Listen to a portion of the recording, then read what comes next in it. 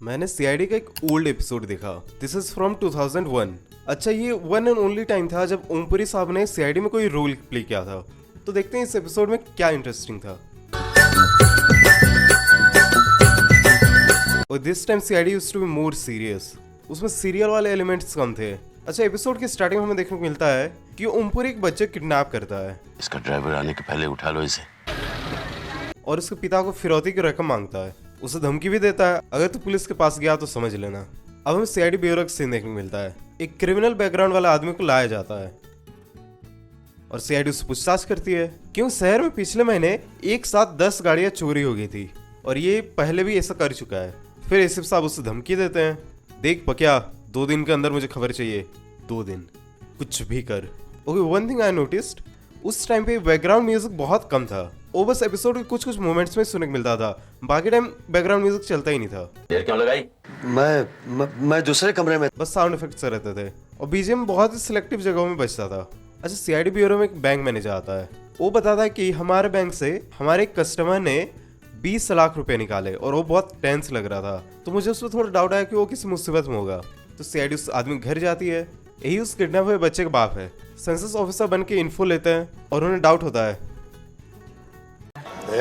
कुछ न कुछ तो गड़बड़ जरूर है। फिर वो अपनी असली आइडेंटिटी रिवील करते हैं। तो सीआईडी उसका कॉल टैप करती है। मेरे बेटे को कुछ नहीं होगा ना? ये सब देख के वो घबराता है। तो सीआईडी कहती है, फिक्र मत करो, हम पूरी कोशिश करेंगे कि आपका बेटा सही सलामत वापस आ जाए। मतलब पूरी सियोरिटी के साथ नहीं बोल रहे हैं जैसे बाद के एपिसोड्स में होता है। और आपके दोस्त आर्यन को कुछ भी नहीं होने देंगे, ठीक है? जब कॉल आता है तो पता चलता है कि वो जुहू के किसी पीसीओ से कॉल कर रहा है। उस टाइम टेक्नोलॉजी बहुत अलग थी, अभी तो आसानी से लोकेशन मिल जाता है। तो वहाँ पे चैलेंज फील नहीं होता, जैसे दया सर कहते हैं। अभी क्या होता है, खून हो गया, बोला अच्छा इस एरिया में आसपास देखो कि किस किस के मोबाइल एक्टिव थे, खत्म। पता चल गया 10 फोन थे, इनका था, हो गया। लेके आओ उनको, क्या कर रहा था वहां पे, उसमें से एक मिल जाता है। It's become so easy. तो इसी कारण से क्राइम थ्रिलर्स में सस्पेंस दिखाना थोड़ा मुश्किल हो रहा है। ओके, ये भी एक चीज है। पहले जगह का असली नाम लेते थे, जुहू, बैंड्रा, सेंटा क्रूज। उसके बाद क्या होने लगा कि वो फिक्शनल नाम लेने लगते हैं। मे बी ये रीजन हो सकता है कि जितना उस एरिया में असली में क्राइम नहीं होता, उससे ज्यादा सीआईडी में दिखा दिया जाएगा, तो मे बी वहां रहने वाले लोग ऑफेंड हो जाए। हो सकता ना, आजकल तो ऑफेंड होने का बहाना चाहिए बस। दया निकलता है गाड़ी लेके पकड़ने। अच्छा, और एक प्रॉब्लम, वॉइस ओवर। सीआईडी में क्या होता है कि अगर जो मेन विलन है उसकी आवाज कॉल पे तुम्हें एपिसोड की स्टार्टिंग में सुनने को मिल रही है, तो उसकी आवाज नहीं है, उसको कोई और डब करता है। क्यों फाइनली जो क्रिमिनल के जबान से तुम्हें लफ्ज सुनने को मिलेंगे वो थोड़ा अलग लगता है।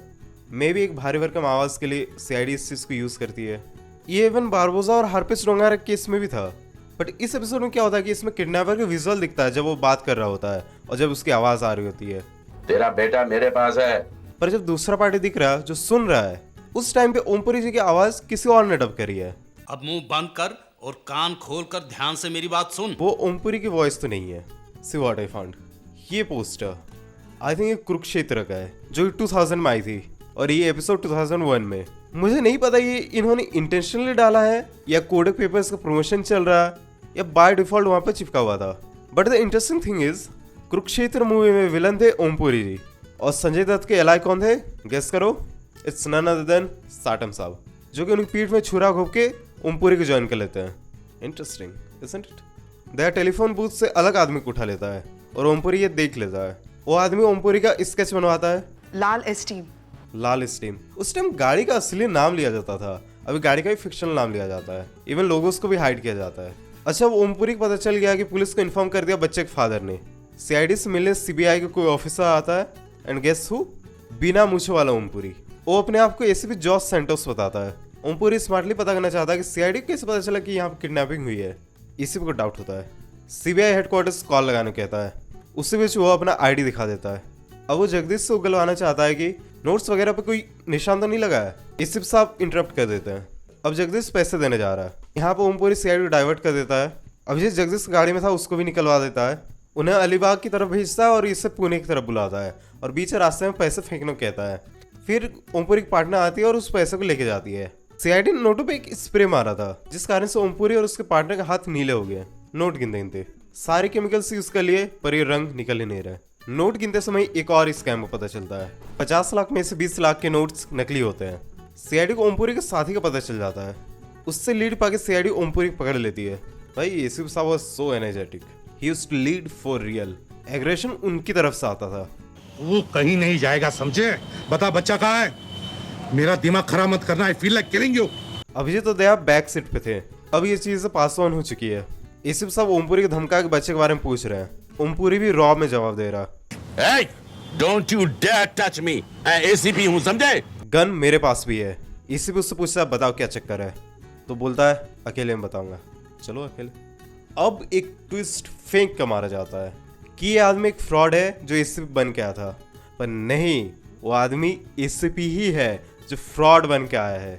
वो सीआईडी पे भी ट्रस्ट नहीं करता, क्यों? उससे इन्फो मिली है कि सीआईडी कोई मिला हुआ है उस गैंग से, और वो गैंग किसका है बताता हूँ। अब ओमपुरी मूछ निकाल के बताता है कि दुश्मनों ने हिंदुस्तान कोने कोने में नकली नोट फैला दिए हैं। वो बहुत सारे खुलासा करते हैं, जैसे कि उसने बच्चे को माँ के पास भेज दिया और एक नकली नोट का पूरा रैकेट के बारे में बताया और एक कॉल रिकॉर्डिंग सुनाई, जिसमें पता चलता है कि सीआईडी के एक आदमी उस रैकेट में मिला हुआ है। अब ओमपुरी और एसीपी साहब जाते हैं जहाँ से ये सब ऑपरेट हो रहा है, वहीं पता चलेगा ये गद्दार कौन है। फिर जगदीश वहाँ आता है, फिर क्लियर हो जाता है कि जगदीश में मिला हुआ है इस रैकेट से, इसलिए उसने 50 में 20 नकली नोट दिए थे। अरे वो जो पहले पकड़ा था ना पक्या, वो बिना वजह सीआईडी वाले को फंसाना चाहता था, कोई गद्दार नहीं है। और जगदीश के आने से दोनों इससे पकड़े जाते हैं। एसीपी साहब जगदीश के पार्टनर के ऊपर इल्जाम लगाते हैं। सही कह रहे हो, ये दोनों मिले हुए हैं, इन दोनों ने तुम्हारे बेटे को किडनैप किया है। और अब सब साथ में मिलकर रैकेट का भांडा फोड़ते हैं। सो ये ओमपुरी साहब का रोल काफी इंटरेस्टिंग था, उस टाइम के हिसाब से शायद काफी एडवांस्ड भी था। अभी तो मूवीज में भी इतना इंटरेस्टिंग रोल देखने को नहीं मिलता, और जिसमें देखने को मिलता है उसमें इतना सारे ट्विस्ट होते हैं कि वो ट्विस्ट का मजा ही बेकार हो जाता है। सो काफी टाइम बाद सीआईडी का पुराना एपिसोड देख के कई बातें इंटरेस्टिंग लगती है, मैं इस तरह से रिविजिट करते रहता हूँ। अगर तुमने अब तक नहीं किया है तो सब्सक्राइब कर लो, कुछ स्पेशल आने वाला है पूरी सीरीज।